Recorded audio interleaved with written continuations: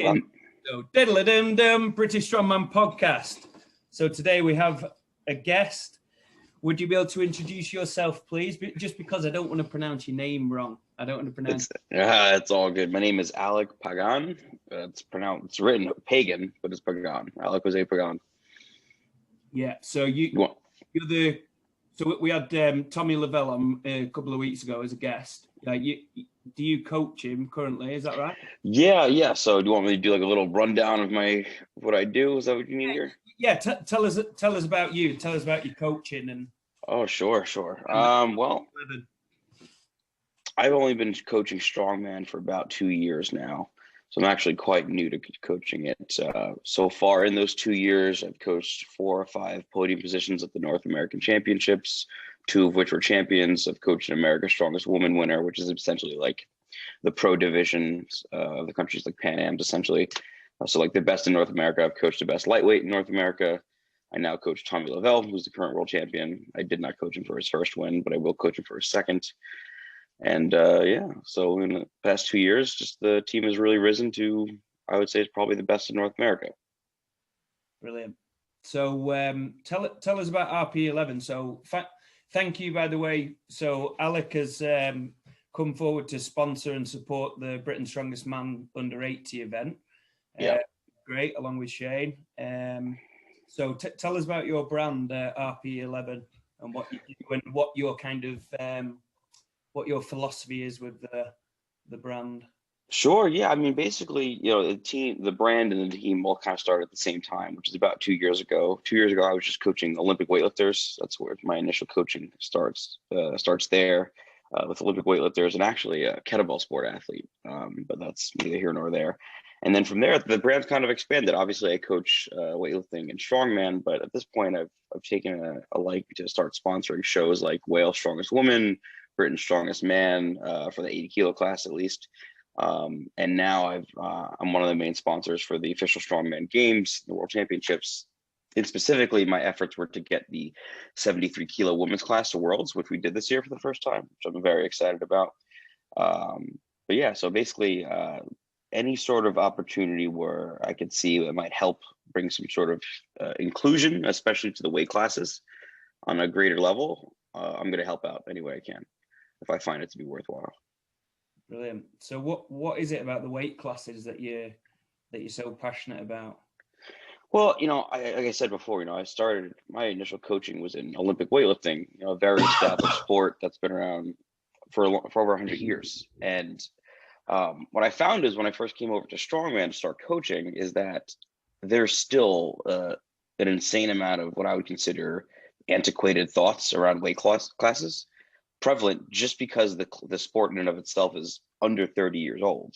But I guess the sport's 32 years old, something along that effects, and that's just for the open class, and under 15 years old when it comes to weight classes. So it's in its infancy. So you still hear a lot of the talks of people considering weight classes to delude the sport and things like that. In reality, that's just something that doesn't exist as things develop, at least in my opinion, for a long time. Like in weightlifting, for example, supers don't give a shit that there's a men's 55 kilo class because they're worried about supers, and the 55 kilo men don't give a shit about the open class. It's just, if you're there and you're winning, then you're a winner. Like it's the arguments of having too many classes was something of the early 1900s for weightlifting. And so to see it now in a different sport that's brand new, it's just, it's funny for me to see, but strongman's, people really forget strongman's, it's not even 1 grandma year old. You know what I mean? Like it's a very young sport. So with young sports, you get very young. The weightlifting then, like, is there any like,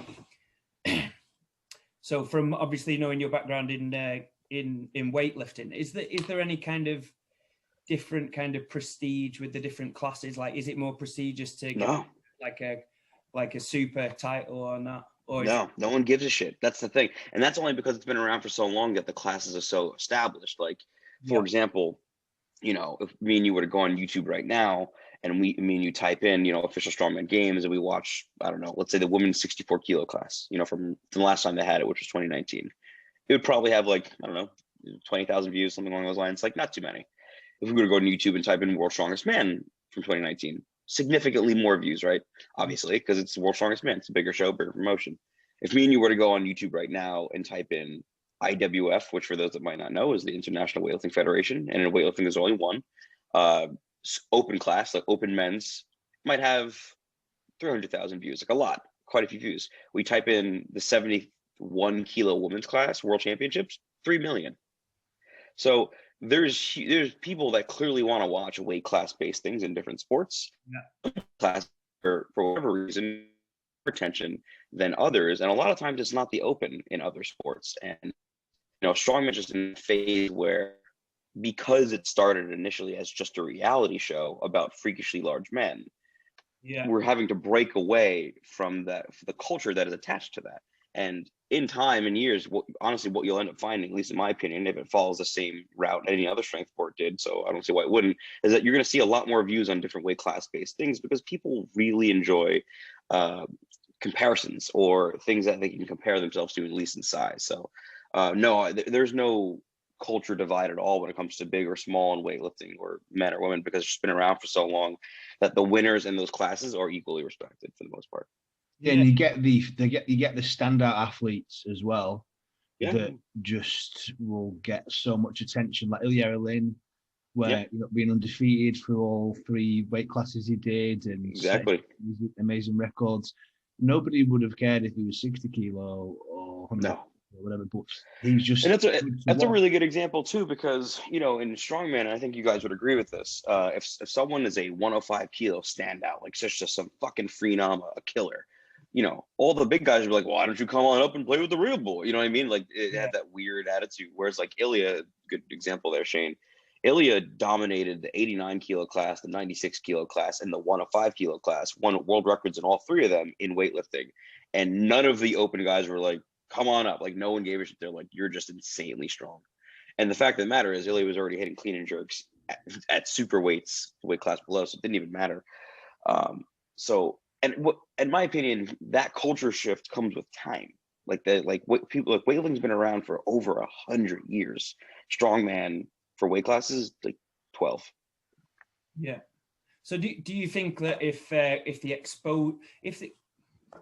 well, it'd be interesting to see what you both think, actually. Like, if exposure was exactly the same through all the classes, which do you think would be more popular just for like the general pop? Do you think it'd be general population would be interested in seeing the most weight lifted, or would they be more interested in seeing the people they can relate to lifting substantial weights? Like, as in, like, would they actually still be more impressed with the massive freakishly open guys lifting a little bit more than the top guys in the weight classes, or would they be more impressed and more relatable to the fact that the weight guys are like similar size? What do you think? Do you think it would be the similar thing to weightlifting, or do you? It would be both. It would be the same thing. I mean, weightlifting, it's both. Like, if there's 2 videos that were shared 1 million times this past week in the weightlifting community, because for those who might not know, the European Championships just happened this week in weightlifting, right? So a lot of great lifting had just occurred, and 2 videos were shared the most. Lyra Donatona's 114 kilo snatch, and she competes at the 64 class, which is not even the smallest women's class, by the way. There's like 3 classes below that still. Lyra Donatona's 114 kilo snatch, which is fucking insane. That's a crazy snatch at that body weight. It makes no sense. And Lasha Talahasse's 222 snatch. So both those videos were shared equally the same.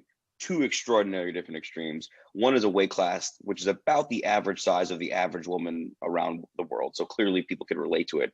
Like, holy shit. Like, the average CrossFit woman is going to be between 64 kilos and 68 kilos, right? And obviously Lasha snatching 222 is just fucked up cool. It's huge. Yeah. What about you, Shane? What do you think? Do you like? I think it'll just go like, I've said this before. I always use, because I follow weightlifting, but not to the extreme as I follow something like mixed martial arts. And to me, I just think all sports should be built around the same model, because it's just what works, where you have weight classes and equal promotion throughout. And there'll be some people in lighter weight classes that maybe don't get as much attention, but there'll be standout athletes that do crazy shit that people like to see in every weight class. Plus, like I've said before, in strongman, you need a little bit of personality. And it's a show.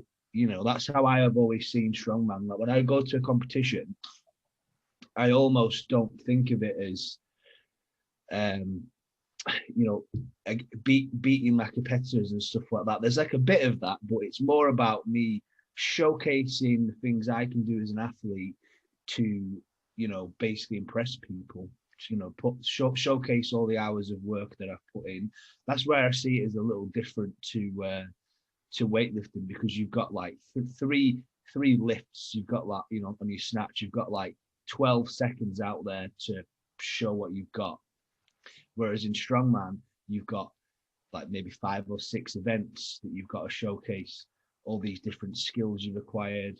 And I see it as more of a performance. And if you expand it across weight classes, you'll be able to find those, fucking perfect athletes that'll showcase, crazy performances that'll impress people and, get viral, get more attention to the sport, etc. So I don't think that any weight class will stand out because of the weight class. It's more the athletes that are in the weight class getting the opportunity to, showcase what they do. Like Dale 3D Strength, for example, pulled 400 the other day.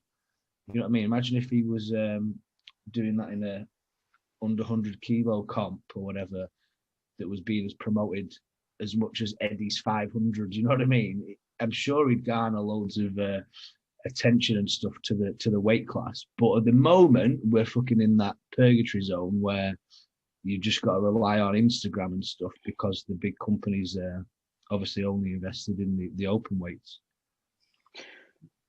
Yeah, I agree. And just the position that the sport's in, like the reality is this, like at the end of the day, the sport started as a reality show and it is still a reality show for the most part.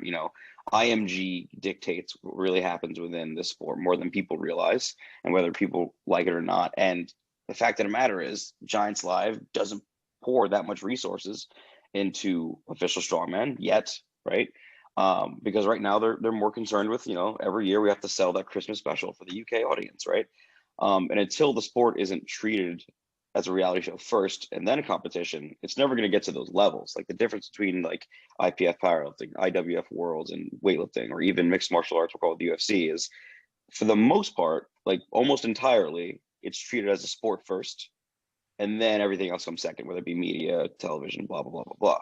And when you do that, you get true competition. So as of now, we have one very glorified show, which is just one gender, one weight class, and none of the attention for the rest of the sport, which is, that's why it's kind of limping along. And until that becomes one unified approach, one unified show, it's not going to be the thing that people want it to be quite yet, at least in my opinion.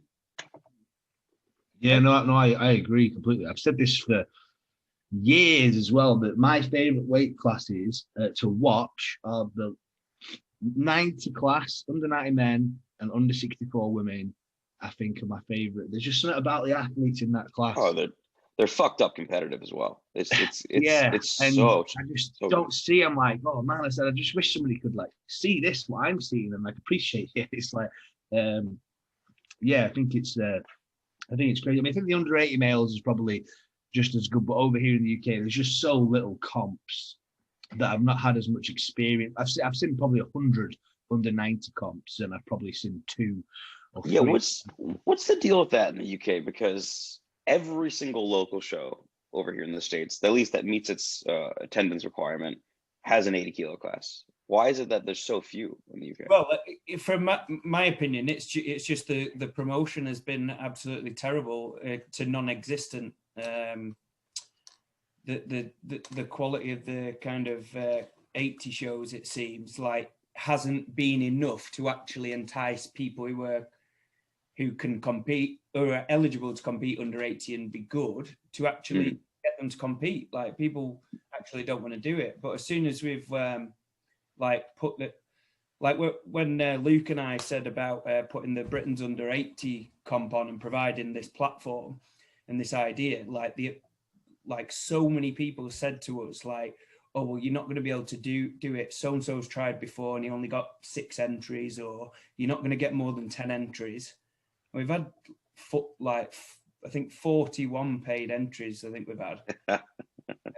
What you've got to remember though is 90 to 95% of under 80 guys will walk around about 89 kilo. So there has to be some incentive for that, because it's not a nice diet. And if they've got these 3 under 90 comps, you know, fairly local, they don't need to cut, better field of athletes, better events, better venue, they're probably going to be like, well, you know what, it's not really worth the 10 weeks of dieting and this. I'll just do the Northern under 90 qualifier, which is what you find a lot. Like half the guys in that field, like Andy Smiles has done under 90s before. The last time he did under 80s, I believe, was because he went to Worlds, I think. So again, it's like, it's an incentive. It's a big comp. Flash often competes at 90s. Dean McVie does 90s a lot, doesn't he? Yeah.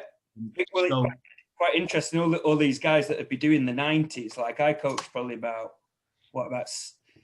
maybe 6 or 7 people doing the Britain's under 80s who would probably do England's under 90s, but they're not going to do it now because they've got no incentive to do the under 90s, because they've got this amazing opportunity where they can make weight at under 80. They've got the 24-hour weigh-in, so it's aligned with Worlds. They've got a qualifying spot for Worlds.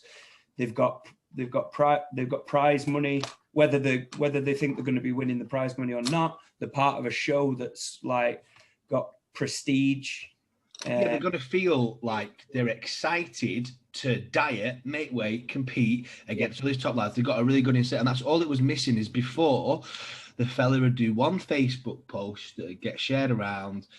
He couldn't be asked to run it, basically, and that's why it fucking dog shite. But now, hopefully, it picks up. Yeah, but what you say, Shane, whether that's true or not, I don't know. I don't know who this guy is, but I can say dog shite because I'll tell you why it's dog shite. If you get to a Monday and your weigh-in is on Friday, 24-hour, and then they say weigh-in is now 6 hours, not 24 hours.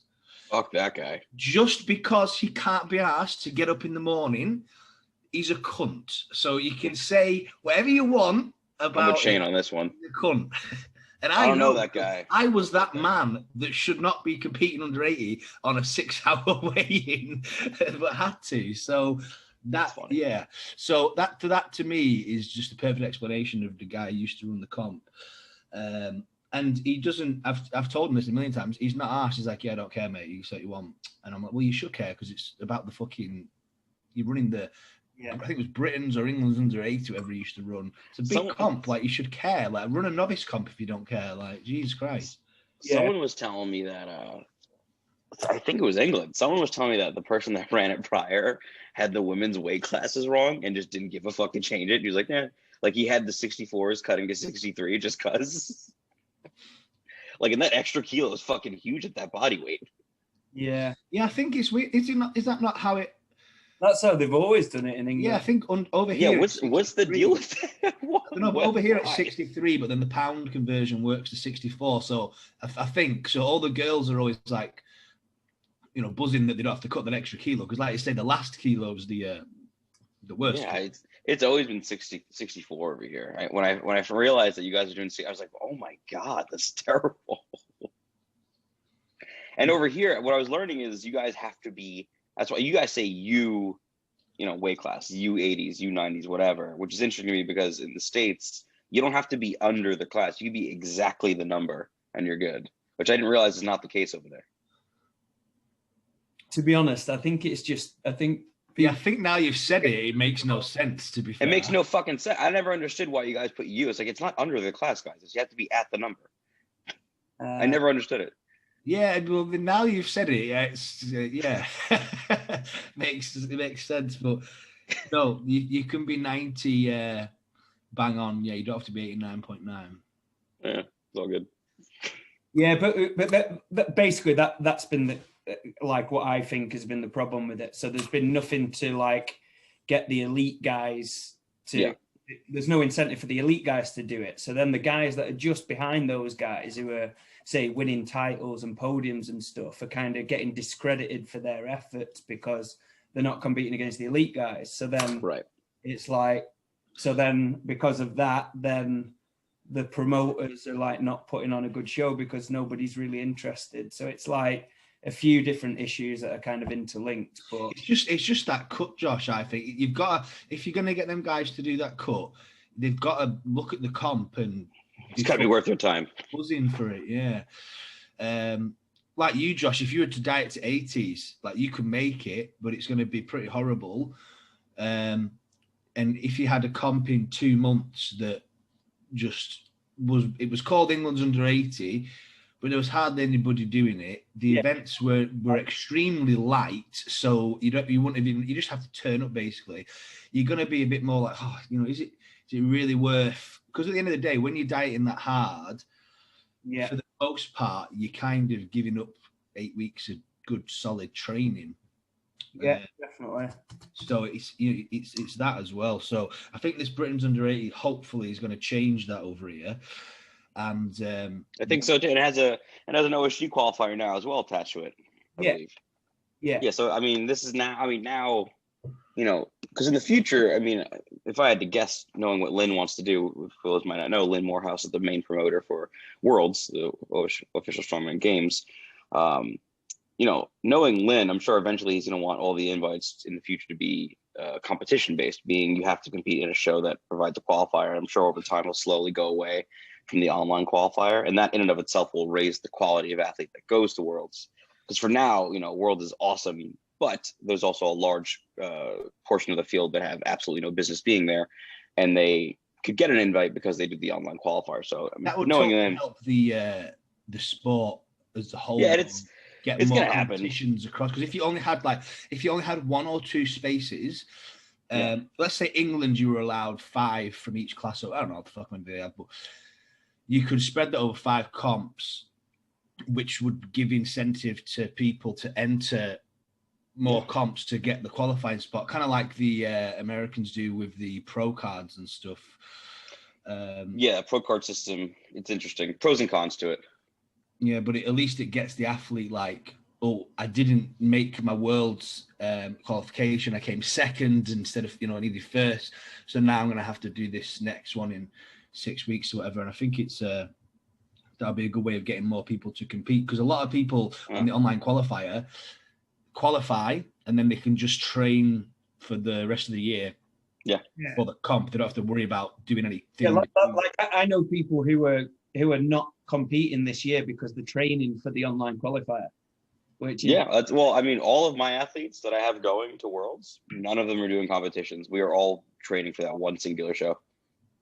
Yeah, that's very similar to a lot of my guys, because that's their main focus, main goal, and they've already got a lot of experience competing. They don't feel like they need to do a few warm-up comps or whatever, so they're just going to go up. Plus over here with COVID restrictions, although it's coming down, would not surprise me if in 3 months they did another little 4-weeker, and if you were training for a comp then you'd be pissed off. So training for World seems kind of like a sensible consistent choice at the moment.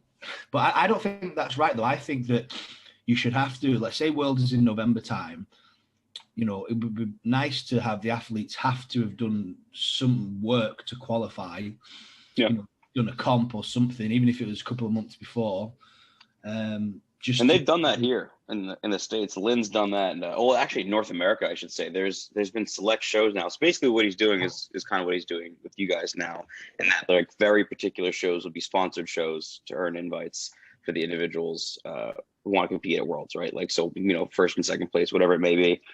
But in North America, Official Strongman has actually put on like 2 or 3 different shows around the States and one in Canada that were like these fucked up heavy shows that would be like local shows, but are basically like national championship quality shows in terms of weight, and the podium would get OSG invites. And they did that for a while here, and COVID really put the kibosh on that. But I think that's a great way to do it as well. Like, you know, have these regional shows you know, whether it be in the UK, Canada, United States, Australia, whatever, that are just truly aggressive.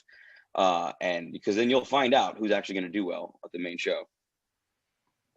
Yeah, because I think the log dead farmers, it's a nice little set of events to qualify, but the thing I always see with that is just from watching a lot of strongman and athletes and stuff, is if somebody's got a good deadlift, oftentimes they tend to have a good grip, which means that they, if they've just got that build, do you know what I mean? That typical deadlift build, bigger hands, then they can score really well in the farmers and the deadlift. And then the log, even if they can just get by, they can, the combined score is quite high and puts them in qualifying standpoint, but it doesn't really showcase that many aspects of strongman at all.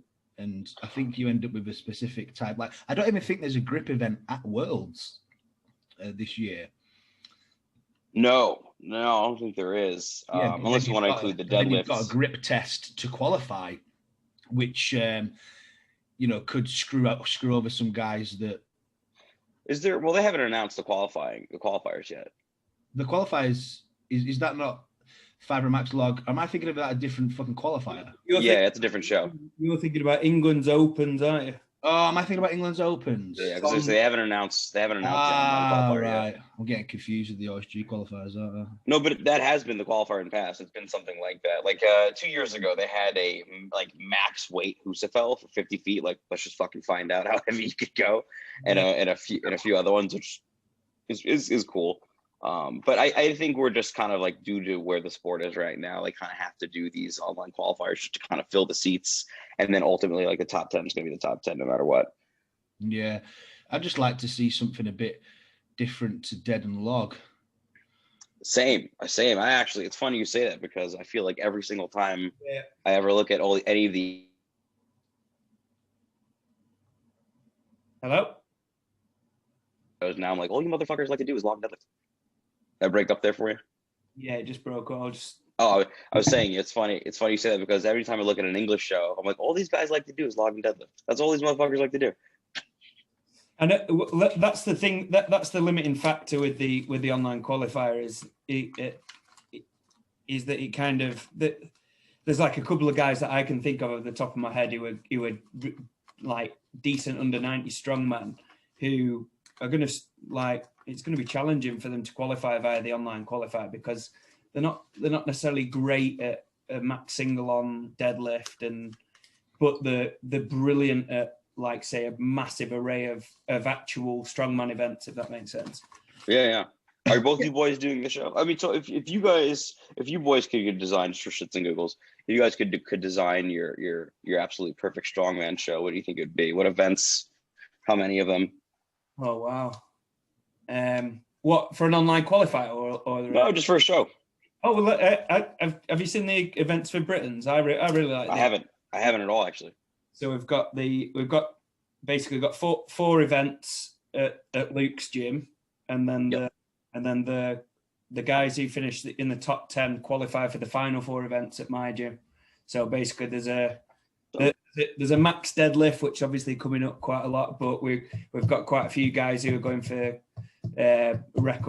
world record at that. A couple of 80 kilo boys, right? Yeah, that's it. Like I coached 3 guys who are the 3 of them are good for the current world record. Oh, I've watched. What else is there? And then we've put a yoke into sandbag, frame carry, log axle overhead medley, bag throw, I think, isn't there? Yeah, well, then the final 4 events is a car deadlift. There's going to be a car deadlift hold as a grip event, sandbag throw to align it with worlds. There's going to be max dumbbell or rising bar dumbbell again. Yeah, I like that. Where they can go for the record. There's going to be a few of them going for the world record and that, and then a stone series where they can finish on the current world record stone too. It's amazing. That's a great fucking show. Yeah. What about you? What would you change from that kind of sequence, or for a 5-event show, what would you like to see that? Well, I hate 5-event shows to start with that, so that's number one. Come on, you just tell us what you'd like. Come on. You know what? I'll say this. I think I'll parlay it in relation to OSG, because I think we're all prepping for it. We're either coaching or competing, right? I think you guys might be doing both. Yeah. Shane just coaching because he can't get into the country. Sorry, Shane. Fuck, I can now actually. You lost it. The time has passed. I would say I like the events at OSG. I would change a few of them because the show has gotten easier. Like, in my opinion, from one world to the next, it should never get easier. If anything, it should get harder or stay the same in terms of difficulty. And they took an implement out of the death medley. So the show is like that medley in particular is literally 30% easier now, which I think is absurd. And if you're going to do that, like, the weight should be way heavier on the other two implements. But if I could design a show, they do seem really light. Yeah, it's way too light and it's way too quick. And I think it's because it just murdered a lot of people last year.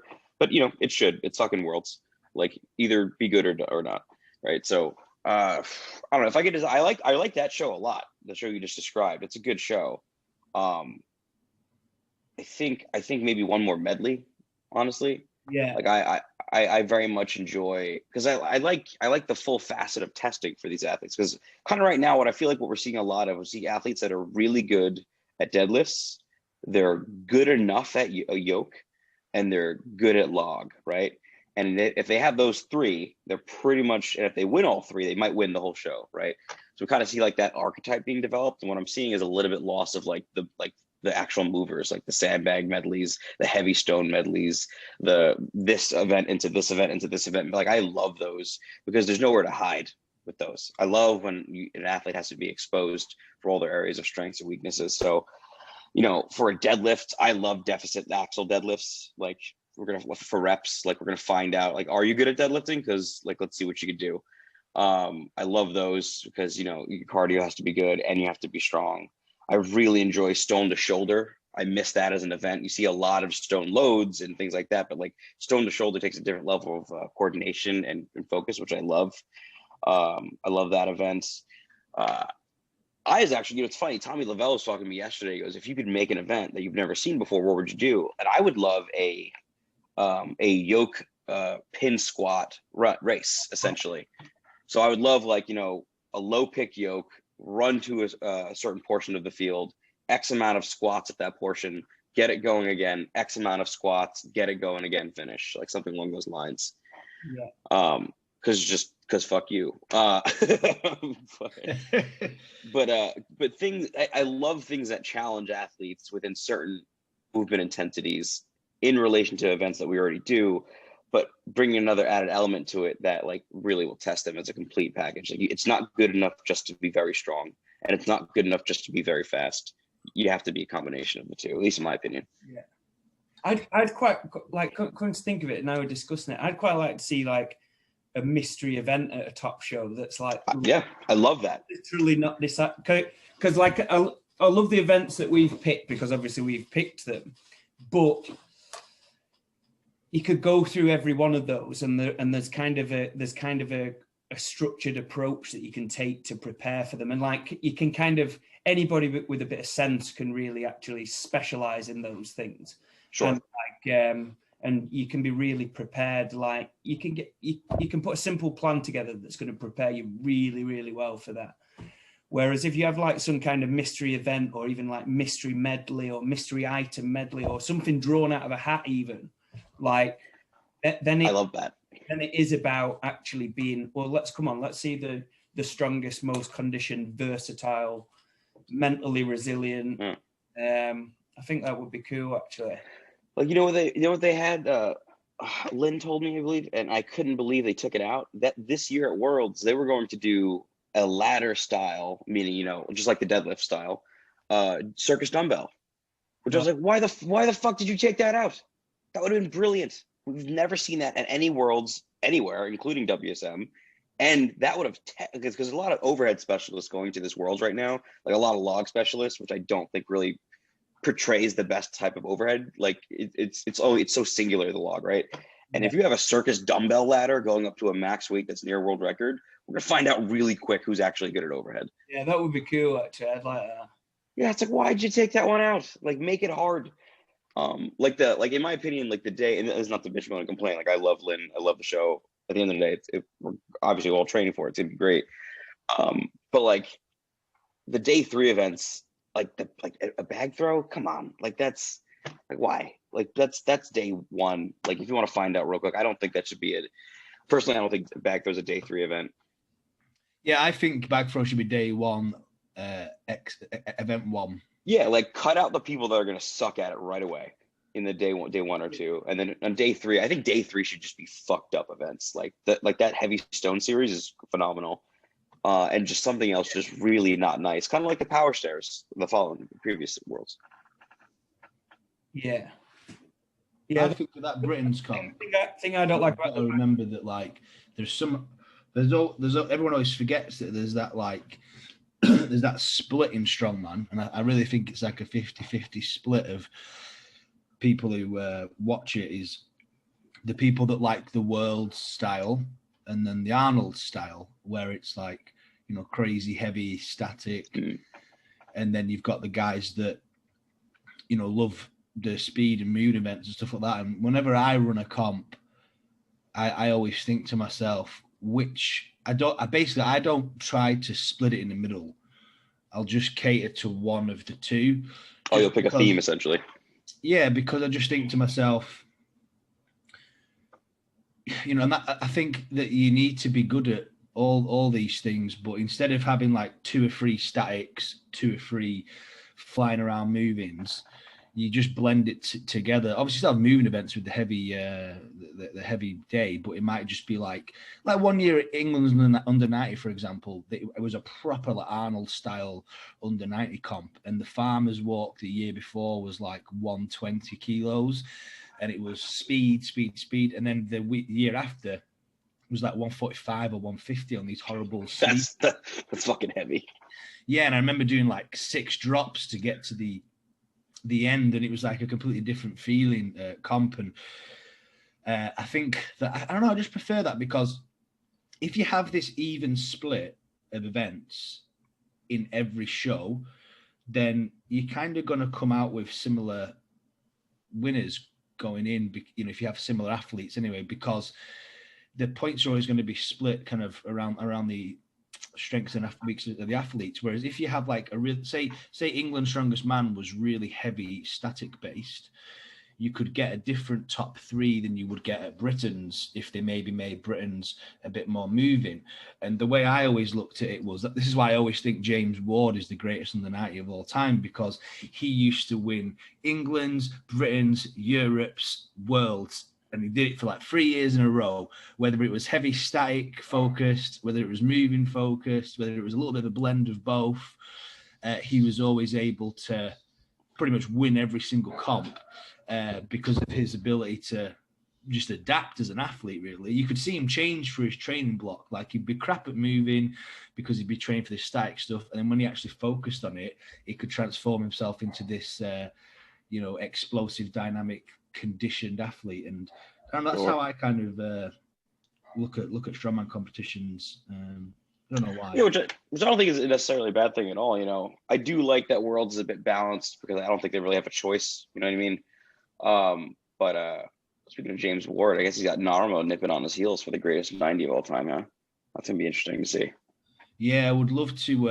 I wish James was still able to lift. Like, it would have been interesting. There's 2. His spine, Jesus Christ, it sucks. There's a couple of different athletes though. Funny enough, half of them were from England that I would love to see compete against like their peers now. Like, I think it's a damn shame that Ben Kelsey never got to compete against an in shape, in prime Furman. Just think their years didn't line up. Yeah, and I think it's a damn shame that Ward never got to go compete against Narmo, because I think those pairings are just so insane. Yeah, the Ben Kelsey was That's just a freak athlete, man. Yeah, he's the greatest 105 of all time. I think he just is. Like, there's no, because he competed against De Marinas, which is probably the second best 105 of all time, Sean De Marinas. But we never got to see Ben and Furman go at it, or we never got to see some of those insane lineups. And but Ben I do think to though, the Worlds, didn't he? No, Ben never went to OSG. No, World's Strongest Man. Oh, did he go? Did he go to the qualifiers? Did Ben do that? Yeah, Ben got to the Worlds and did the qualifiers at 112 kilos. He didn't go. That's so fucked. And I know. Well, I don't speak to him as much, but I knew Ben quite well, and Ben was natural. Which I find crazy. Yeah, and I know people will argue this. But I'm not taking that bet. I know him, and I'm not putting money on that one, brother. Well, have you ever seen a guy with a 190 overhead that has a 85 to 90 kilo strip press? Yeah, actually, yes. That's on gear, juiced, because Ben has these ratios, which I believe sound reasonable to be natural. Like he could not press a thing, but he could put anything over his head. Oh yeah, no, I know plenty of weightlifters who are on drugs that have ratios like that. You know plenty. I've never met anyone. Oh yeah, in the weightlifting community, that's a very normal ratio in the weightlifting community. And do they train strict press? No, like zero. Right. Well, Ben's training. And well, even if the ones that did, like, yeah, you don't like that's interesting you say that, because like even with myself, like I think my best strict is like fucking, I don't know, 65 kilos, like some terrible strict press, but I've jerked easily 150, like, and never had issues with it. But but that's also something you often find in weightlifters. I always just assumed shit like that was just, if you have a ratio like that, you're just, in my opinion, you're just viciously efficient. Like that should, at least in my opinion, that should be the ratio. Like if you're strict pressing 150 kilos. I'm with you on this. Like like if you're strict pressing 150 kilos and your overhead's only 180, I think you're stupid. Like there's something wrong with you. That's what I think. Yeah, but if you look at the top weightlifters, they all have big strict presses as well. No, who? Well, like, off the top of my head, like Clarence Kennedy, Klokov. I mean, big for sure, like in comparison to like normal humans, right? Because like they're fucking freaks. But like, what, Klokov could probably strict, I don't know, 150, we'll say, right? But he's jerked like 230, like some, like, you know, 240. Yeah, but the ratio of 150 to 230 to me seems about where I'd expect. Whereas like 60 to 70, 80 kilo range, that to me is like I strict pressed 70 kilos when I walked in the gym, like when I was 16. So to me, I'm like, why do you got to shit on me like that, man? I'm a guest. But I did, like that was my first strict press. Was I got one plate aside. So I always guess. So I always think to myself, like, surely if you're a man who's on anabolics, that can grow some shoulders. Surely you can, like the amount of lads that just go to the gym that train just for the crack. Yeah. That can strict press 100. Yeah. I always think to myself, Ben Kelsey, he's got these tiny little shoulders. You know, his traps and delts weren't blown up as if he was using. And he had this terrible upper body strength, but could put 180 axles, 180 logs over his head. And he's drug tested for his job extremely regularly. So what's he do for work? He's a firefighter. Oh, right. So he and one of his reasons why he stopped, he told me, was that he didn't think he could get further in World's Strongest Man unless he used PEDs. So he decided that it wasn't for him, and that's one of the reasons why he stopped. And I don't know. Dude, if Ben was truly, if he was, that's incredible. That's insane. That's a 1%. I know. That's what I'm saying. But when I say he's a freak, I genuinely. I don't know why I believe him. I just, I mean, I have no reason to think he's lying. I'm mostly just talking shit here for shits and giggles. But I just assume if you've ever reached a podium at a Europe's or a World's Strongest Man, there's not a snowflake's chance in hell you're natty. Like, that's just the opinion I've always had. And nor should you be, in my opinion. Like, you should not be doing strongman at the highest levels natural. Like I think you're gonna fuck your shit up. That's what I want to do in the weight classes eventually in the next few years. In 80 or 90? 80 first. How tall are you, if you want me to ask you? 5'11", like 180. You want to be 5'11" at 80? Whoa. That's tall, man. Think the opposite. I think if you're on PEDs, there's more chance of fucking your shit up. You think so? I do, yeah. I don't see any. I can't think of any example of a natural guy like popping a bicep or a fucking hamstring or. Maybe because I just come from in USAW, which is the United States Weightlifting Federation.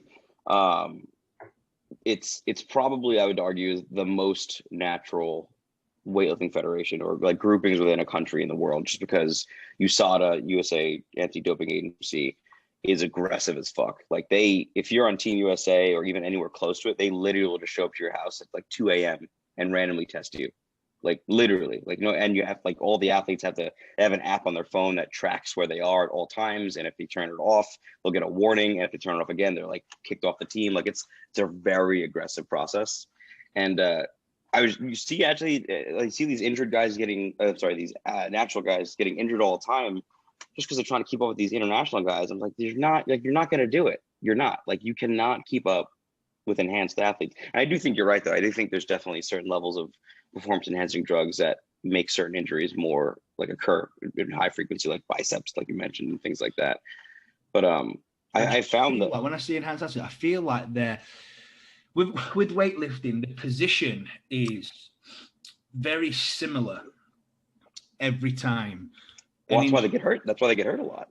It's just repetitive motion in the same area. It's more like repetitive issues they're going to get. Whereas strongman, you can get in a weird position by accident in a show where you're rushing and then something, pop or go, whatever.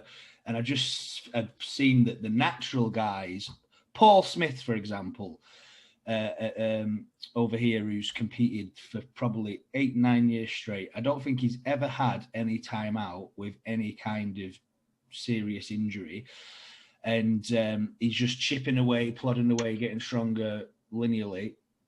Whereas these other guys that are, juicing and they can push their strength levels faster, they've probably had, over that 8 years that Paul's been chipping away, they've probably had 2 or 3 years out where they've had to fix stuff. And the interesting thing I'm seeing with Paul at the moment is he's still getting better. And it's like the kind of tortoise in the hare race. He's putting so many years in consistently that he's finally getting to the point where he's getting close to him naturally.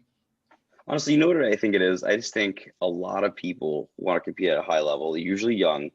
And if they get on these performance enhancing drugs, those are also mood enhancer and personality enhancers. And if you're a bit of a dickhead, you're going to do some dickhead stuff.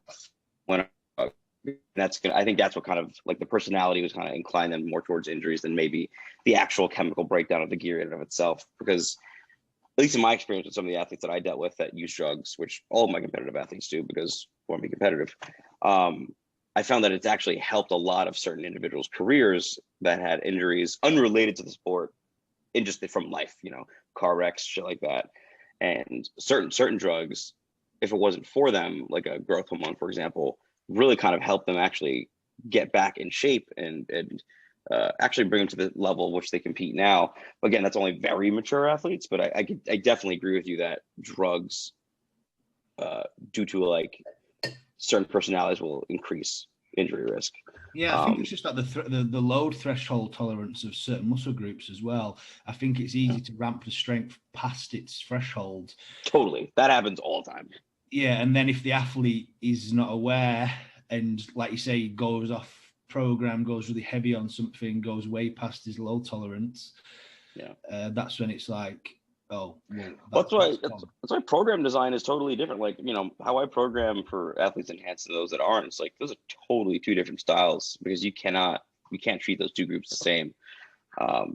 In fact, like with the enhanced athletes, they're actually being pulled back quite a bit often, at least with how I program, because for the very reason you're describing, like they could blow, their physical strength and their muscular strength could blow right past tendon thresholds and things like that. Yeah, that's basically the same with me. I'm always like, especially someone who's really strong, I'm like really cautious because I'm like, yeah, I don't want something mad to happen.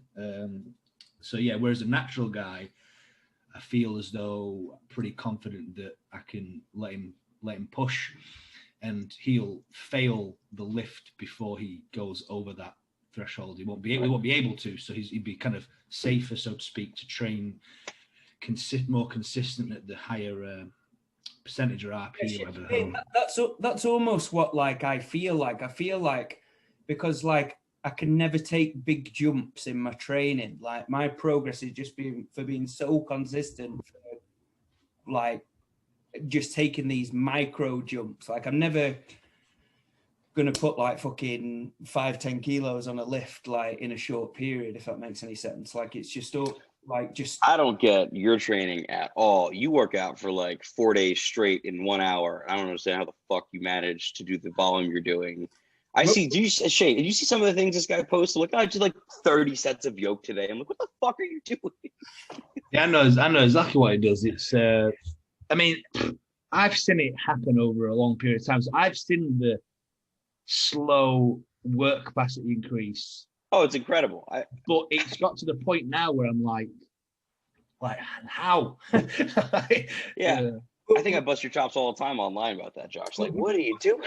But the thing is, like, if like for anybody who follows my training, like, my point is, there's never like, it's always logical. It's like, oh, I did 55 or whatever. Like, if you look at last week, it's just a couple more sets than like. Oh, and you're also never failing. I've literally never seen you fail. I don't ever see you going super heavy. He's always failing. I failed 250 deadlift last night. I failed. Never mind. There goes my logic. I failed 290 deadlift last night. Then ran around the room, strapped back to it, and when I got it.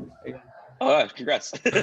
Well done. Josh says, but yeah, earns his max attempt. So if he does put a good couple of sessions in on the trot where he's doing the lower volume graft, he'll like, oh, I'm going to reward myself today and go and fucking try this or whatever.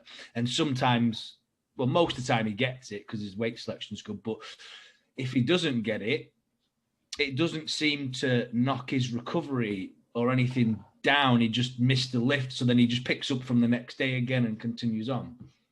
What do you, out of curiosity, Josh, are there certain models that you're basing your training on, like in terms of like your progressions, your linear progressions, your undulating, like are there certain like training modalities that you're basing this on, or is it years and years of experience that you're kind of just accumulating things?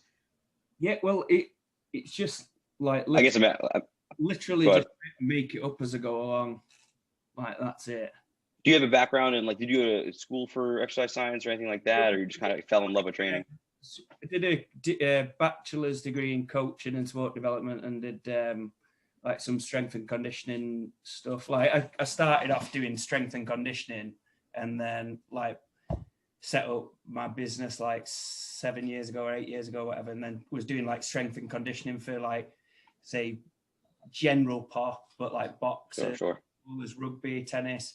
And then I kind of got into the strength sports and powerlifting and whatnot. And like the last few years, it's just been exclusively strongman. But for me, like, it's a good question, because my approach is, what I seem to be good at as a coach is like not being emotionally attached to history and like what other people do. And it's like, I just look at what in my opinion, look at it from a logical perspective of doing a needs analysis of the sport, of the individual that I have, and say, right, well, what's going to get you more points at a strongman comp? And then basically work out how to do that, rather than having like, say, kind of templates that I'd use to, oh, this is my system, go and use it. Like, basically I do a needs analysis of the athlete and think, right, well, how the fuck are we, like, some guys, if they have a lift lagging behind, like, I'll get them to train it every day. I'll get them to do overhead 7 times a day. I won't be scared of giving somebody deadlifts 6 times a week if they're willing, and I'll undulate the intensities to facilitate recovery, no matter who it is. And like, everybody is surprised that, oh my God, I didn't expect to be able to recover. Like, oh, the value that I'm getting working at these, working at 60% today, working at 90%, 85% on that day. And then if I work at 45% for whatever. Like they're just amazed at all the progress they can make from all the different kind of working levels. But yeah, basically that's and I just look at it. We've spoken on Instagram briefly, didn't we, about models and stuff like that, and I find, like, say, looking at like big macro cycles for strongman generally, I find it quite difficult for the guys that I coach in the, like, say, guys who compete at Britons and official strongman games, whatever. Like the kind of guys that I coach who like my style, like they like to, like most of them like to compete. So yeah. They actually do it because they love it, and they're actually saying, right, well, yeah, I've got this big show and I want to go for a record at Britons or whatever, but I also want to do this comp here and here. Can we do that for? But basically, brave. But basically, I kind of getting people to work at a level where they're peaking for this main thing, and that's what the big kind of cycle is about. But how we can get them competing and putting the kind of effort level for these lower level comps and their expectations, so they're still getting value from it and experience, but they're not kind of peaking physically nor the expectation levels psychologically. They're not wasting any. Like I've got guys that might do really well at, like, say, a big comp, and they go to like a lower level practice comp, and they might turn up and they might look shit. Do you know what I mean? Like, yeah. Because they're unpeaked for it, but their expectations, like I don't try and peak everybody for a comp every 6 weeks. Like that doesn't work. Yeah, no, it doesn't. It sounds like you're doing high frequency, undulating intensities, and with maybe a main focus on one particular show, which is cool. I mean, obviously, like anyone that's worked in training knows, like, higher frequency will get someone better at something. That's kind of just that simple. And still, assuming you don't break them, which is fine. Yeah, and that's the number one thing for me, it should be for any coach, in my opinion, is like prioritizing recovery, and then scaling up from there and finding that base level. And I could relate to you, because you mentioned your training's a bit different than maybe how other coaches in the area do it. For you, when I first started coaching strongman 2 years ago, I'm a weightlifting coach. Like, how I program is entirely different, and a lot of strongman coaches in the area are like, oh, well, that's not going to work. And it's like, oh, well, 3 national champions later, it seems like it's working. But it's, people are definitely scared to fall out. I think culture is ironically one of the biggest enemies of creativity, because anytime someone then gets obsessed with one particular way of doing something or a culture of something, they stop thinking. And they stop wanting to expand upon that. Like, I have some strongman athletes squatting, 3 to 5 times a week. And a lot of people think it's insane. It's like, well, watch their deadlift skyrocket. And it's like, oh, well, you squat for deadlift? I'm like, yeah, you do. So it's just, there's just certain things that, coming from different background, allowed me to not have to deal with how people do things inherently, just because you're not married to that culture. Well, you know what? That's what we love about this podcast, is like we get people like you on. We had like, say, other coaches like Max McCall, he came on recently, and like it's just brilliant just having, like, say, just different approaches and different ideas that are all getting results, and all, like, the proof's in the pudding for all of us. Like, but I just find it fascinating how we can all, like, take little bits from each other and think that, oh, well, that way just doesn't make sense logically, but then you peel it back and understand the rationale behind each different way, and you actually think that there actually may be some context where you use some of the stuff that I use, or some of the approaches that Shane uses for your kind of athletes. I think it's amazing. Yeah. I think it's amazing, like, talking, and like I've got so much from Shane. I've got so much from my other coaches and stuff. Like, it was interesting having Shane, do you remember having the debate with Max? And he was on about, he was perplexed with the daily deadlifts, wasn't he? Like, he just got Narimu doing it now, isn't he? Yeah, how's that gone? And then after the podcast, he did a block with Narimu. He did the daily deadlift for like a 6-week block in his off season, and it was like, oh my god, my positions feel better. I feel like my leg drive so much better. His bar path was better. He like wasn't kicking the bar forward as much. And you know, it's funny. That's hilarious that you have like a daily deadlift that equates to. I mean, obviously, it's going to equate to success as long as the intensities are good. You're going to get technically more proficient. Being technically more proficient will make you a better deadlifter, right? I have like a block and program that I've written where I have 0 deadlifts to PR your deadlift. A block that I've written and it works every time. Like 0 deadlifting. By the end of that block, you'll PR your deadlift. So this is the key thing is, and it's not better. It's just like different. Like exactly. And the maybe the like in the kind of macro cycle or whatever, the like basically someone does my kind of method and they'll get to a point where they're like, fuck me, it's getting tough to progress, or the session's getting tough, or it's getting psychologically tough. So then we go into the next cycle and we do, right, we're going to do no deadlifts. We're going to do this approach to move the deadlift. And then they're still following the same fucking principles of progressive overload, aren't they? But the thing is, the key as a coach, in my opinion, is like, as long as we're getting progressive overload that's specific to the stimulus, that the things that we want, in the things that we actually need to be good at for our sport, like what the skill is as a coach, which I think where a lot of people go wrong, is actually keeping the athlete psychologically engaged and like without it being boring. People like so we might do like a say an athlete may really benefit from doing a 6-week block, my kind of style, going into your kind of style 6-week block. It all, to what you're saying, it's all just training. You know, it's all, I mean, training at the end of the day is just a series of principles, and then you use those principles and apply to whoever you want. Like, I don't even like using the word my own style, just because like I like to just I like to just do what works. And if you follow the basic scientific principles of exercise science, you can almost do anything and make it work, as long as you don't fuck them up. Like that's the main thing. Like, just don't fuck up the athlete, you'll be good. Yeah. Shane, what is your background in training? So again, you broke up. I was gonna say, what is your background in training? Well, mine started. Well, my own training, or you mean from? Sure, your own into coaching. Sure. Well, I started off as a kickboxer. Did it from when I was 2 till I was 16. I used to swim a lot as well, and then was just a good athlete. Mum made me join the gym. I was 16, and then it kind of slowly, I don't know, it just kind of grabbed me, I guess. I'd already trained. I only used to bench press. I had a bench from when I was like 12. So I had like 100 kilo bench when I joined the gym. That's pretty good. Because I remember I wanted, like, he was doing them shitty bars, 1-inch bars and all the plates. I wanted to bench all the plates I had. So I looked like one of them little stupid bars with like the 1.5 kilos on the end. And I finally benched it all.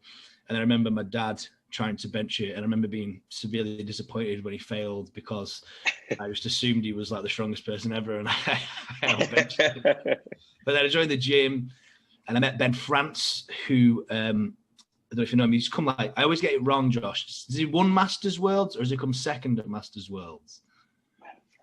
I'm not sure. He's done the I'm not sure.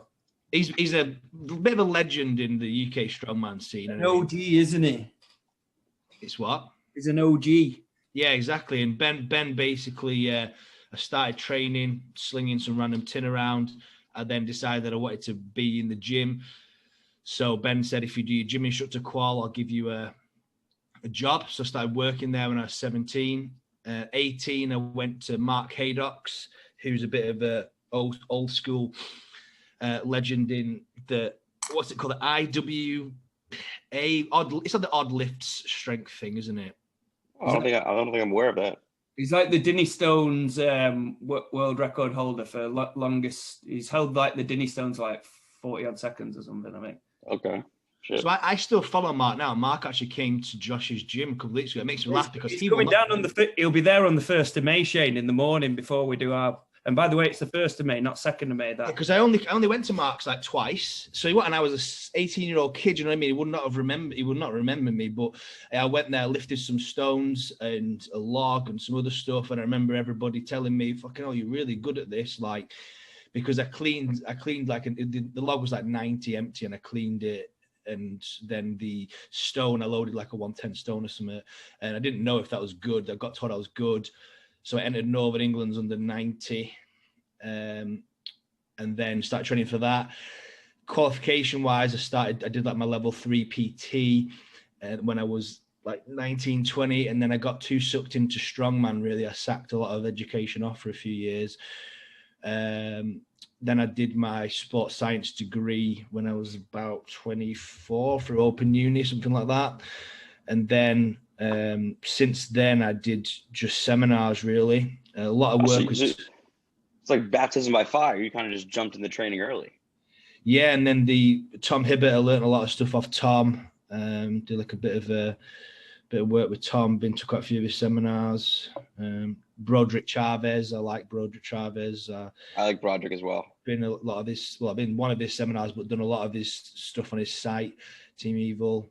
He's the drug expert. Yeah, He's and Andrew Triano, learned a lot off Andrew.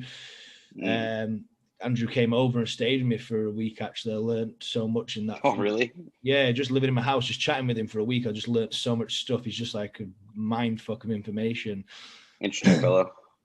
And then competing wise, my kind of prime competing was from when I was, literally 19, 18, because my first England Strongest Man qualifier, I trained for like 6-7 months, had no skill in anything, and I came 4th at the Northern Englands and qualified to England's in my first year. It's quite funny as well, because there's a video of it on YouTube, actually. The first event was a keg press into a log press, into a safe press, into a 115 axle press.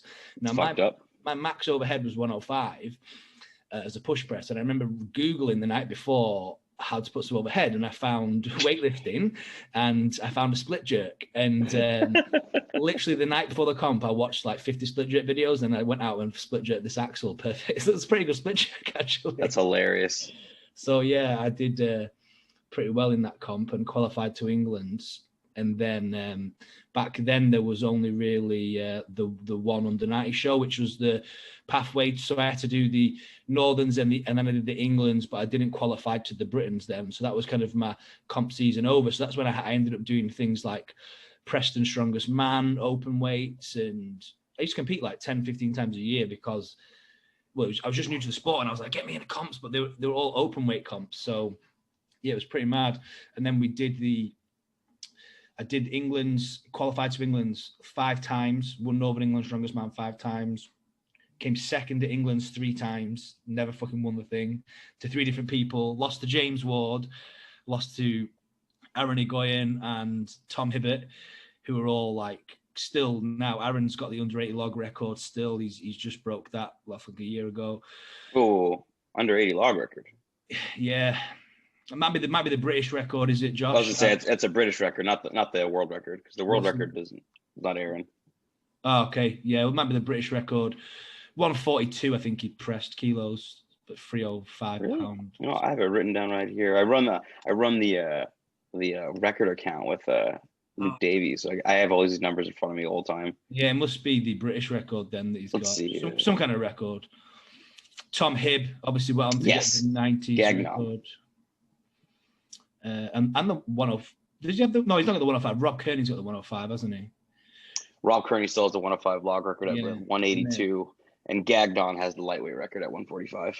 Yeah, so these guys that I lost England's to all went on to do the sport for they're still doing it now, and so it's quite a good feel back then under 90. So I don't feel too bad.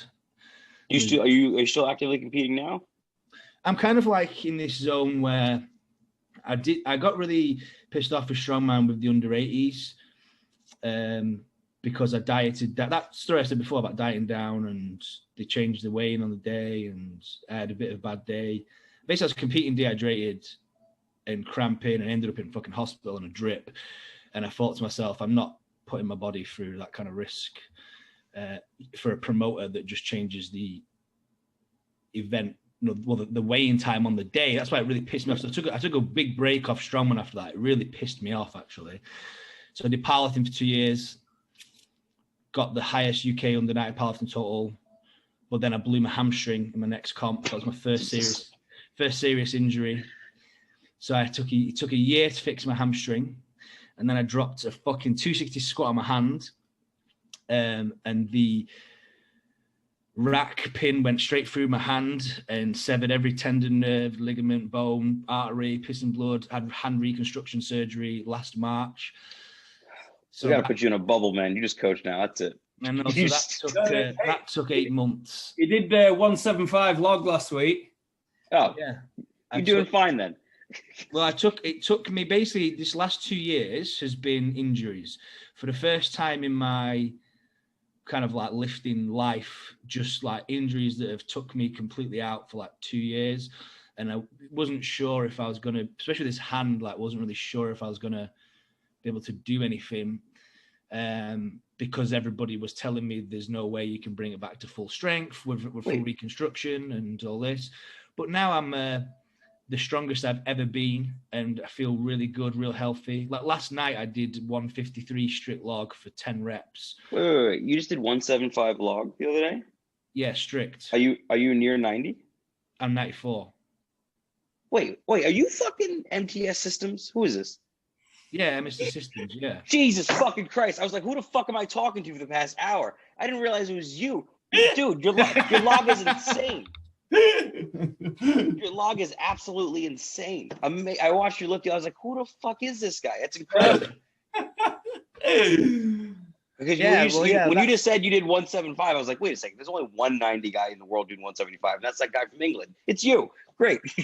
Yeah. Well, that's where. That's why that log meant a lot, because genuinely, when I started my log cycle, I couldn't lap 100 kilos because my hand would open, because I just couldn't grip anything, because my left hand, well, my little finger doesn't work.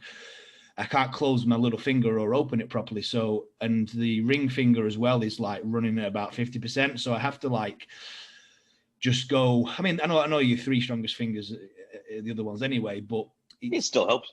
Yeah, they when you pick a log up, it's surprising that if your little finger's weak, it tilts when you try and lap it. Like it rolls like your hand. So I've had to overcome a lot of issues on that. But now it's just taken. I didn't really do anything. It's just taken time. And now it feels like I don't think about it. Like I can do a pull-up. Like I can jump up to a bar and do a pull-up. Whereas before I would have to like step up on a bench, make sure I got the perfect grip, and then hope I could do a couple of pull-ups. Or I have to use straps. Whereas now I'm like, I don't even think about it really. So I'm going to look to, well, I've got a comp in June or something. That'll be my first strongman comp in about 3 years that I'm going to do. So I'm really looking forward to doing that. Dude, why couldn't you leave? Well, you said before you could leave the country, but are you going to do OSG then? Yeah, well, the reason why I didn't do OSG the last 2 years is last year was the injury, but the year before that I was all set 100% to go, was training for it, was in really good shape, and I've basically this is like maybe 6 years ago now. I got running with the law, and because they basically took 4 years to. Was it because you're too strong? I wish it was. It's because I accepted a bribe. I was getting done for bribery. Bribery? What was it for? Somebody paid. To go into it. Well, I don't mind. Everybody knows. Somebody paid me cash to give some telephone numbers that I had access to for the business I worked for. So it's the short story of it. So do you get random people calling your phone in the USA? Like all the time. Yeah, well, that's all because of Shane. You son I wish it was all because of me, because then I got a lot more money. But I am responsible for a lot of it. Yeah. All these PPI claims are because of Shane. Yeah, basically, I work for an insurance company. So if somebody crashed their car, and I would know their name and number, so I would text my mate their name and number, and he'd give me 50 quid for every name and number. So that's hilarious. Yeah. So anyway, I was getting done for bribery, but there was no evidence. So it took them 4 years to actually give me my sentence. But the problem is when you got this like pending sentence, you can't leave the country because they don't know what your punishment is. Like, is your punishment, and also the Americans obviously quite strict anyway. They couldn't see what it's for. They just know I'd have a pending. It could have been for anything. You know what I mean? Right. So I had to wait. Wait. It was done. Now that I know who you are, I gotta go back a few questions. Wait a second. Are you natural? I'm not natural. No, I'm a Oh, I was gonna say, all right, thank God. I was like, there's no fucking way. Jesus Christ, no. I shouted Anadrol. Yeah, well, I'm sure you did. Wait, Josh, what? All right, I gotta ask because I only run into this now, seemingly just from like my UK friends. There's like a divide over there of like natural people, unnatural people, and like people are like, oh, I'm not gonna do it. People are like, we don't give a fuck, because like over here, like no one gives a fuck. Like it's just like whatever. Do come as you may. In fact, so like, are you trying to compete or win worlds natural, Josh? Well, yeah, I just want to compete initially, but like eventually, I want to be a world champion. Yeah. Oh, awesome! I love that goal. Why natural? just out of curiosity. No, it just fits my lifestyle. It's like fair enough.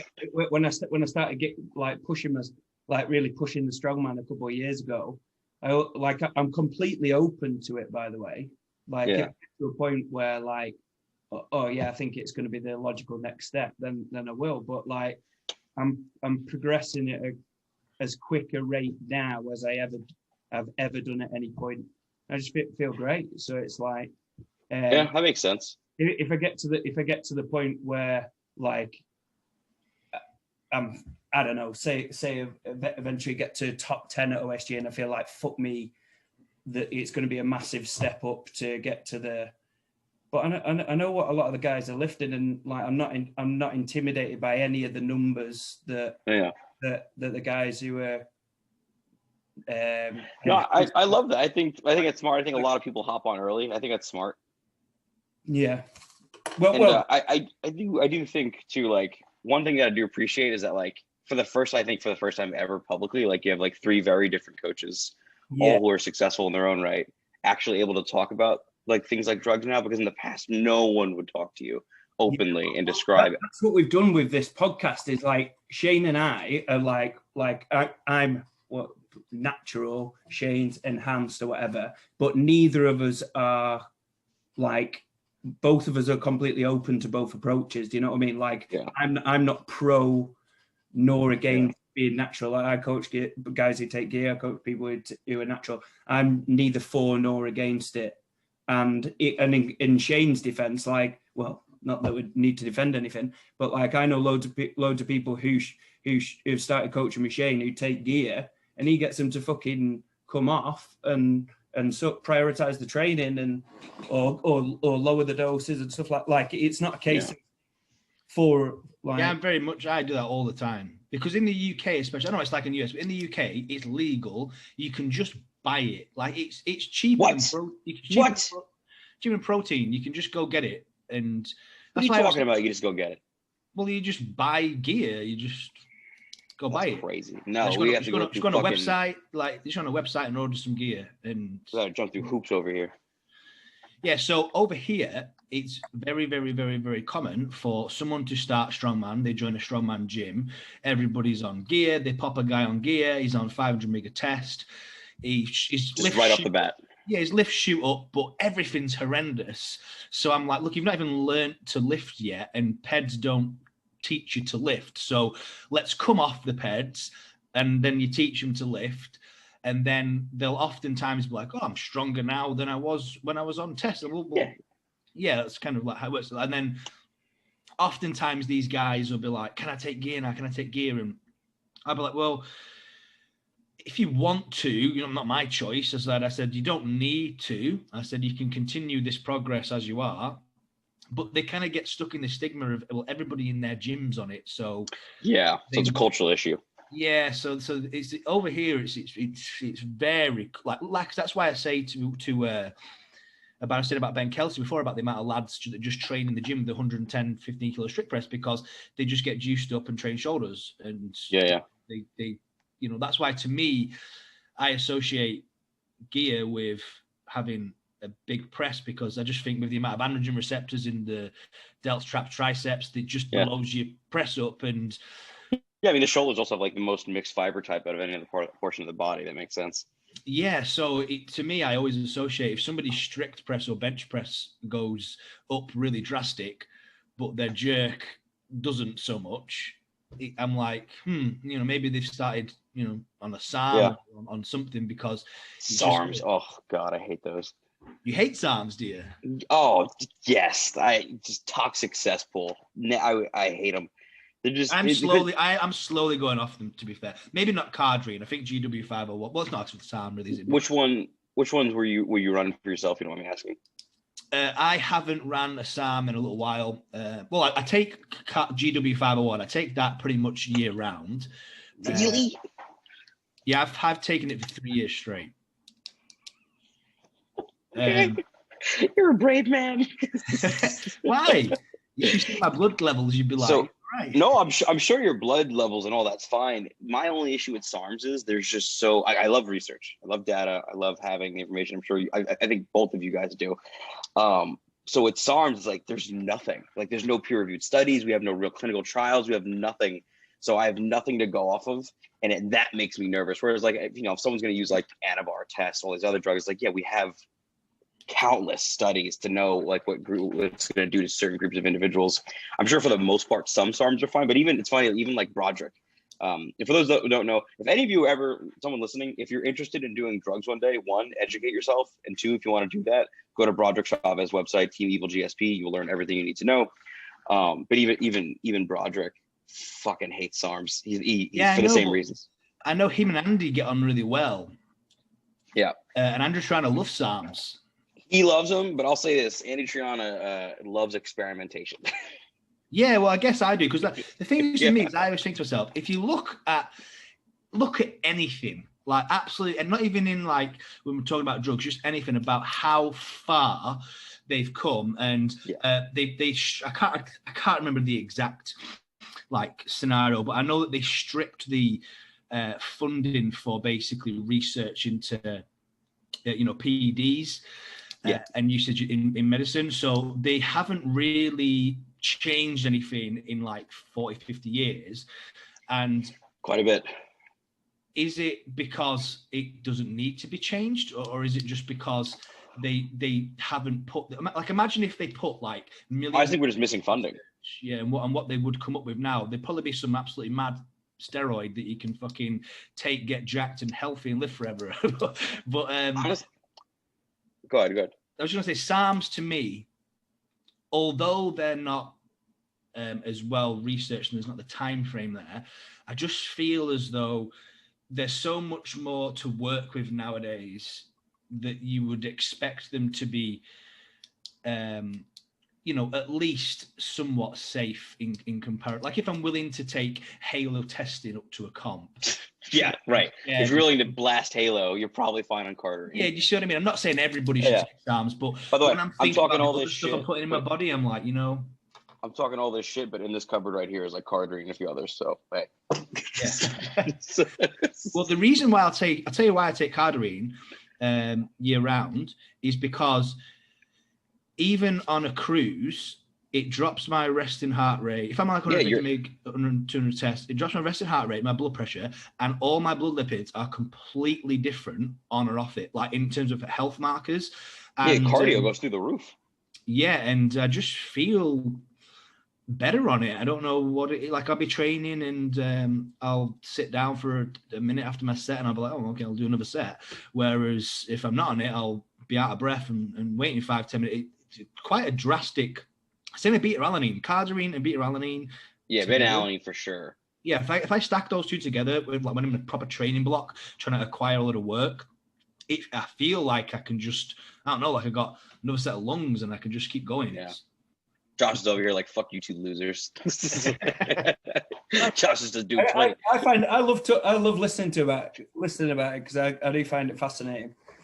Definitely. Because like I said, like I'm not opposed to it. Like for me, it's just like I coach a lot of like, I suppose a lot of lifters out there who are wanting to be competitive and they're doing well and they're beating a lot of the guys who were taking gear anyway. Like, it's what Shane's saying. Like, you should only go on when you should. You know what I mean? Yeah, like for me, right now, like it just really fits my lifestyle and like I'm not intimidated by I'm not an excuse maker. I'm not going to be like I believe I can I believe I can be competitive at world's level 100%. Like whether I'm wrong, I don't give a fuck, but I believe it.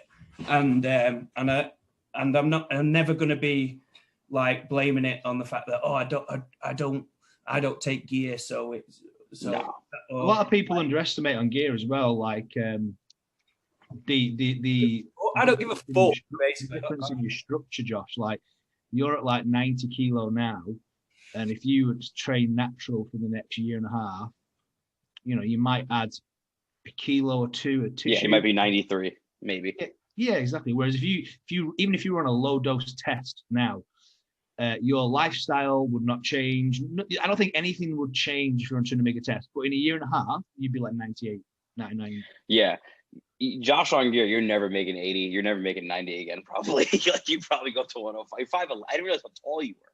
Yeah, you've got your frame will hold. You know, if you just give it a little touch, you know, your frame will be like, oh, thank you. And I suppose for me, like say another thing is like I don't want to be any heavier than I am now. I'm like 89, 90 kilos or whatever. Like I don't want to be any heavier than I am now. Like I've been like a couple of years ago, I was up to 116 kilos.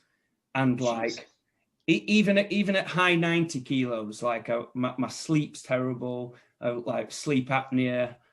Like I just don't feel good. Whereas like at the weight I am now, like I just feel physically incredible.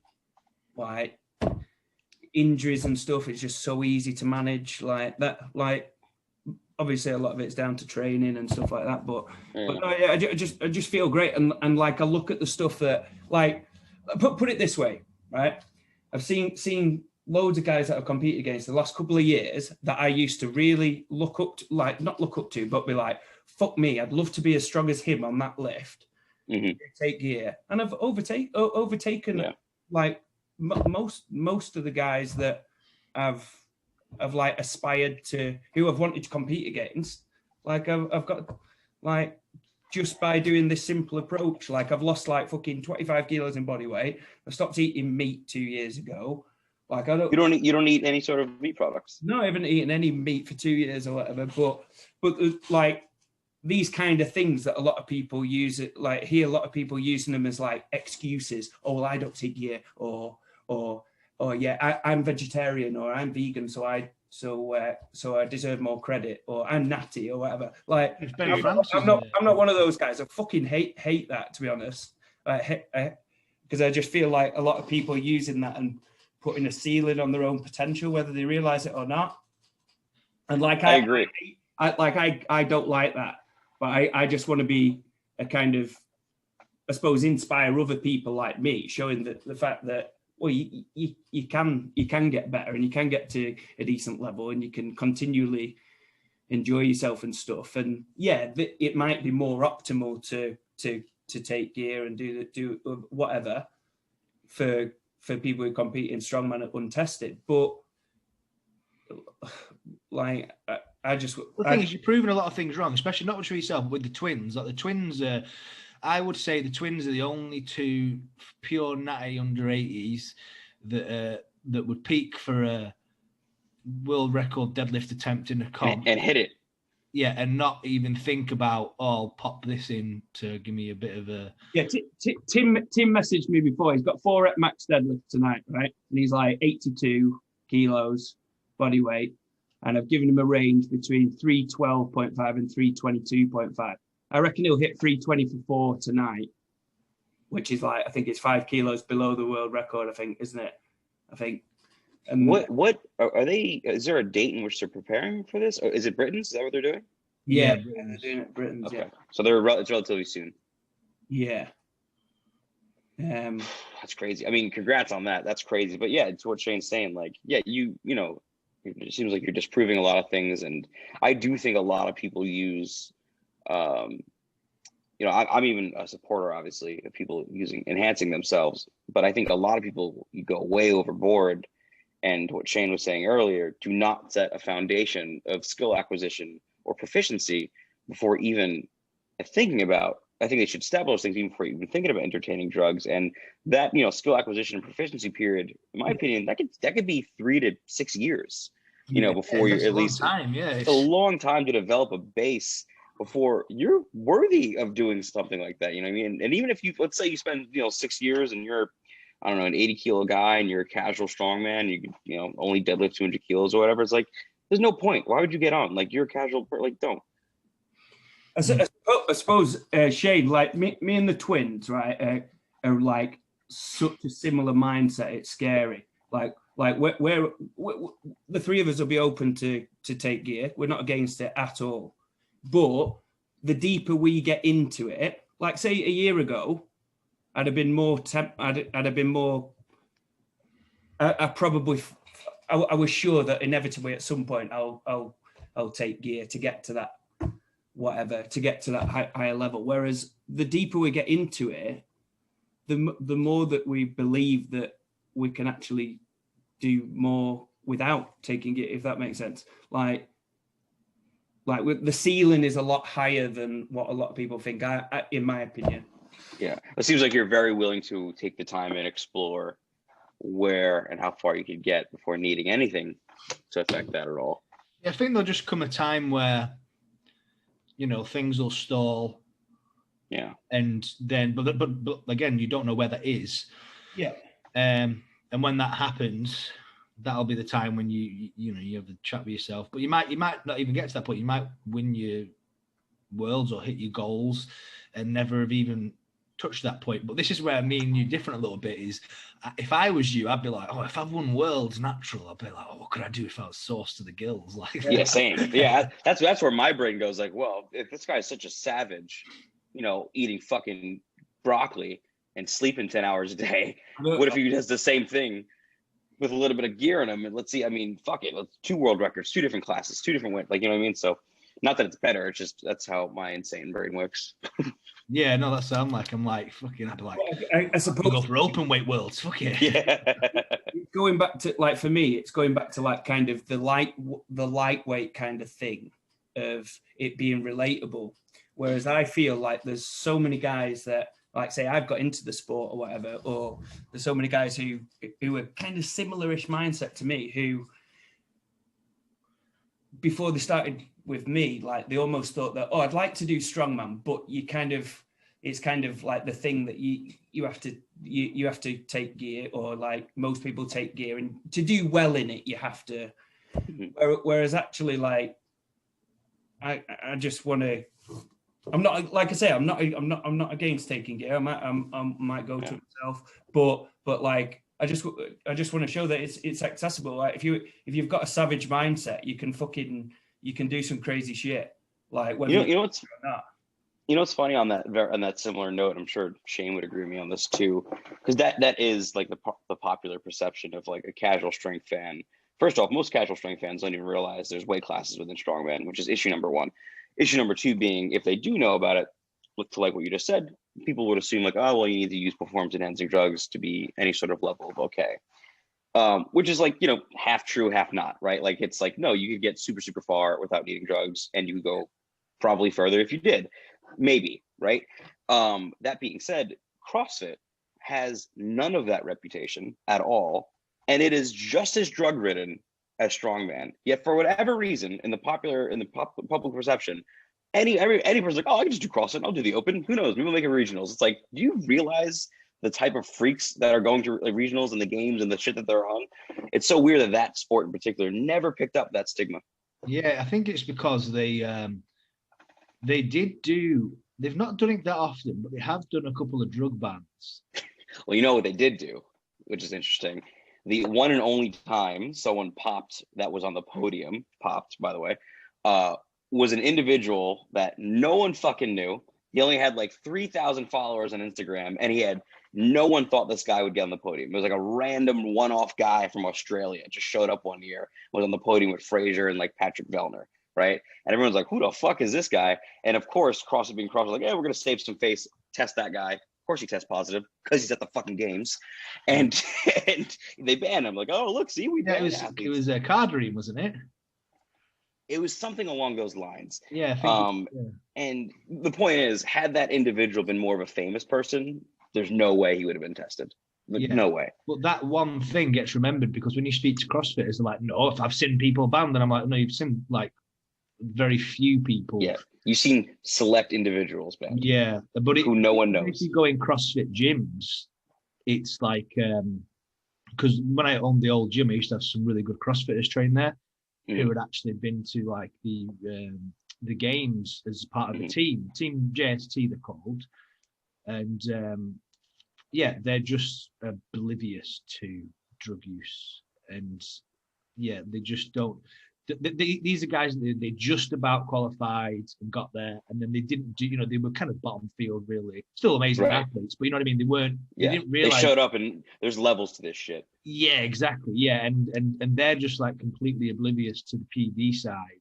Yeah, and after the games, I remember questioning like, "Do you think they are? Do you think they are?" And they're just like, "You can't." And I'm like, "Yes, they are." And then they can't convince them. They're just like, "It's natural." And I'm like, the highest level of all sports, it's there. It's just it just is. Wow. Especially like CrossFit, there's money, man. A lot. Whenever there's money, there's people cash. Come on, son. Those dudes are taking growth. They're doing some. I'm sure some of them are even doing blood doping for the conditioning. I saw some of them getting real crazy. Right, I'm gonna have to go. I'm gonna have to wrap it up. So, Alec, would you come on again at some point, and we'll do another episode, and we'll talk. Any day you want. Now that I actually know who the fuck I'm talking to, it's the two of you. Yeah, I'll show up again. So we could talk more about drugs, but also I'd like to talk about Olympic weightlifting principles and how we can in Strongman, and basically stuff that the listeners can go and apply to their own training. I would love that. I mean, I just had a lady hit the biggest axle overhead jerk ever not that long ago. So what weight was it? 142 kilo by Inés Casquillo, my female athlete, and she actual jerked 142. Amazing. That is, she's been doing strongman for 6 months. Is that a float overhead as well, or at the rack? Not off the ground, not a flush one yet, just because she's still new to the sport. But out of the jerk blocks, she had 315. Crazy. Split jerk too. So I taught her how to split jerk from FaceTime. What's the world record female axle? Is it about 127, 130? 130 kilo by Annabelle Chaplin of the UK. Yeah, I remember Annabelle. Yeah, I thought it was Annabelle around there. No, I'm sorry. 120. And it's about to be broken by Corey Butler in the US in about 10 days. Right. Okay. Wow, 142 is mad. Where can the listeners follow you on Instagram? What's your name on Instagram? Your Instagram, Alec Jose, AlecJose. Or you can visit my website, teamrp11.com. For all the shits and giggles. So all the information about your coaching and stuff like that, and your coaching teams on the RP11 website for people. Yes, sir. Right, brilliant. All right, thank you all, boys. Thank you so much. Yeah, we'll do. Thank you. Soon. Absolutely. Thanks, fellas.